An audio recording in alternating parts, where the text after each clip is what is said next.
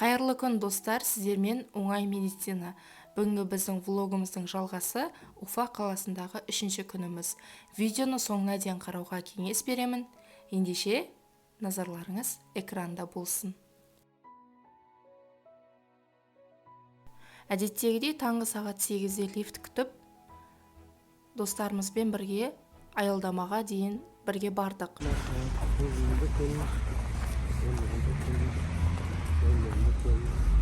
Сені туған күніңмен құттықтаймын, бақытты бол жан дос. Аялдамаға дейін жетіп, өзіміздің автобусымызды күтіп тұрдық. Автобуста 5 минутта тез жетті. Содан кейін біз өзіміз баратын больницаға қарай жол тарттық. Больницаға келдік, бұл біздің оқитын жеріміз. Содан кейін сумканы пакетке салып, киімімізді ауыстырып, кабинетке қарай жол тарттық. Кабинет бізде 4-ші қабатта орналасқан. Осылайша сағат 9-да өзіміздің дәрісімізге келіп, сақадай сай болып отырдық. Ал бұл біздің оқитын кабинетіміз.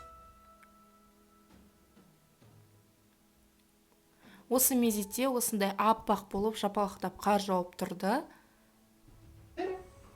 Чем больше мама улыбается, тем лучше роды получаются. 9-да басталған дәрісіміз сағат түскі 1-де бітіп, үйге қарай жол тарттық.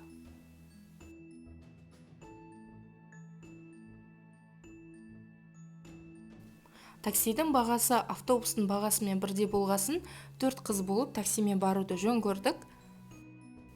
Таксиден түскеннен кейін жатақхананың қасында орналасқан осындай дүкенге келдік. Бұл дүкеннің бағасы да жалпы тағамдары да өте қымбаттау екен. Біздің Қазақстандағы бағамен 2 еседей қымбатшылығы бар. Жалпы тек осы магазин ғана емес, басқа да магазиндерде қымбатшылық бар екен. Мен осылай шаймен ішуге печенье алдым. Бұл какао қосылған печенье. Осылайша біз жатақханамызға қарай жеттік. Алдыңғы видеода айтқанымдай кілтті өзіміз алып кетеміз, сосын өзіміз ашамыз. Түскі уақытта кішкене дем қалып, кешкі асымызды ішіп алдық. Содан кейін бүгін менің ыдыс жуатын күнім болғасын, ыдыстардың барлығын жуып алдым.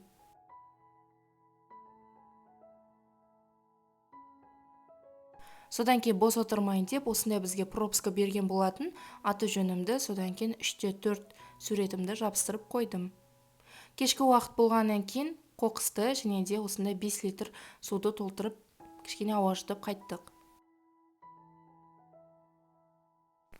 Жолда Байрам деп аталатын магазинге соғып, үйге қажетті жалпы өзіміз жейтін тағамдарды алдық.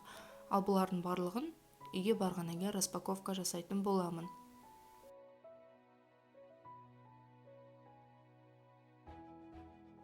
Салыстырмалы түрде рубльдегі бағаны, содан кейін рубльді теңгеге айналдырған бағаны жазып қойдым. 7-де 5 деп теңгеге айналдыру үшін көбейтесіздер. Жалпы байқасаңыздар, біздегі бағадан шамамен 2 еседей қымбатшылығы бар екен. Тіпті осы пакеттің өзі бізде 15-20 теңге болатын болса, бұларда 60 теңге екен. Осылай біз сыртқа шыққанда, осылай жапалақтап, күшті болып қар жауып тұрды.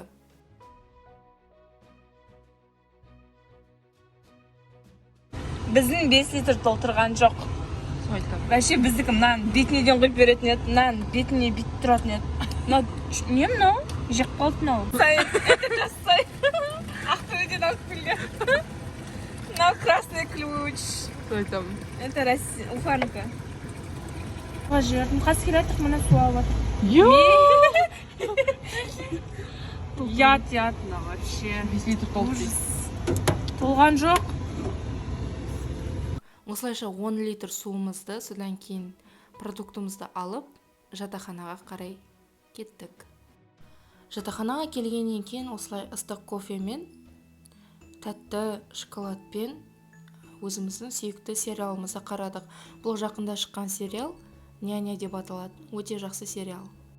Келесі күні дәрістен ерте шыққаннан кейін жатақханаға жаяу баруды жөн көрдік. Жатақхана мен больницаның арасы шамамен 4 километр. Бұл 4 километрдің арасында осындай өте әдемі зәулім ғимараттардың көріністің куәгері болдық.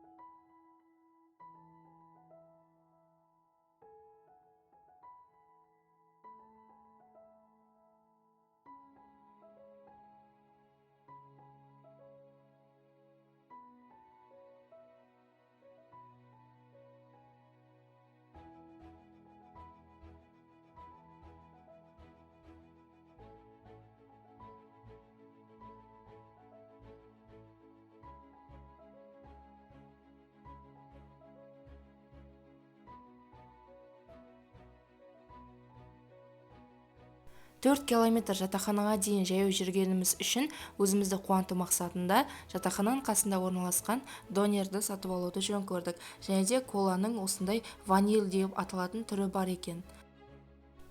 Бұл видео біздің шаурмамызды қалай жасап жатқаны туралы кішкене бір үзінді. Бұл видеоны түсіруде аспазшыдан рұқсат сұрадық.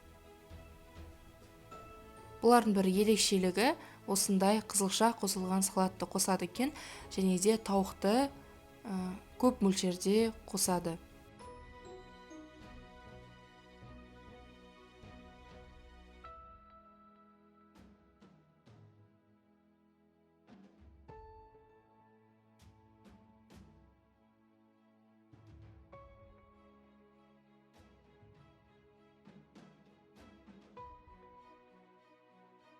Шаурмамызды алып жатақханаға қарай кері жол тарттық.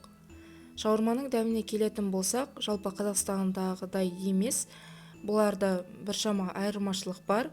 Оны видеода жалпы байқаған шығарсыздар. Ал дәміне жалпы келетін болсақ, 10 деген бағадан 7 деген бағаны қоя аламын.